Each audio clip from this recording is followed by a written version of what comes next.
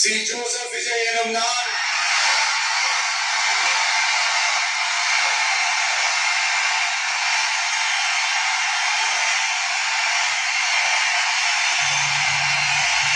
சட்டப்படி அமைக்கப்பெற்ற இந்திய அரசியல் அமைப்பின்பால் உண்மையான நம்பிக்கையும் மாறா பற்றும் கொண்டிருப்பேன் என்றும் இந்திய நாட்டின் ஒப்பில்லாத முழு முதல் ஆட்சியையும் ஒருமையையும் நிலைநிறுத்துவேன் என்றும் தமிழ்நாட்டு அரசின் முதலமைச்சராக உண்மையாகவும் உளச்சான்றின் படியும் என் கடமைகளை நிறைவேற்றுவேன் என்றும் அரசியல் அமைப்பிற்கும் சட்டத்திற்கும் இணங்க